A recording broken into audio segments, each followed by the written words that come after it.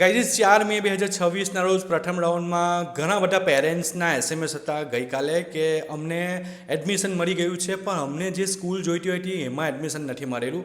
અમે 1 નંબર પર જે સ્કૂલ મૂકેલી હતી એમાં એડમિશન નથી મળ્યું, 5મા નંબર પર મૂકેલી એમાં મળેલું. તો મેં તમને આગળ પણ કહેલું કે એડમિશન તમારું અગ્રતાક્રમ મુજબ હશે. તો આગળની સ્કૂલોમાં અગ્રતાક્રમ મુજબ જેને મળવા પાત્ર હશે એને મળી હશે. તમારો નંબર જે વારો આવેલો હશે એ નંબર પ્રમાણે તમારી સ્કૂલ પર તમારું એડમિશન મળેલું હશે. હવે એમનો સવાલ હતો કે અમે ચેન્જ કરી શકીએ હવે સ્કૂલ, અમારે આ સ્કૂલમાં એડમિશન નથી લેવું. તો ના, તમને એક વખતે એડમિશન મળી જાય પછી તમે બીજા રાઉન્ડમાં તમે સ્કૂલ ચેન્જ નથી કરી શકતા. હવે જે સ્કૂલમાં એડમિશન મળેલું છે ત્યાં જરૂરી ડોક્યુમેન્ટ્સ લઈને જે તે સમયગાળો 12/5/2026 આપેલો છે એ સમયગાળા દરમિયાન તમારા ડોક્યુમેન્ટ્સ જમા કરાવવાના રહેશે. જો નહીં કરો એ સ્કૂલમાં તો તમારું એડમિશન કેન્સલ થઈ જશે, અને એ જે એડમિશન કેન્સલ થશે તમારા પછીનાનો જેનો નંબર હશે એને એ સીટ મળી જશે અને તમારું આરટીનું એડમિશન કેન્સલ થશે.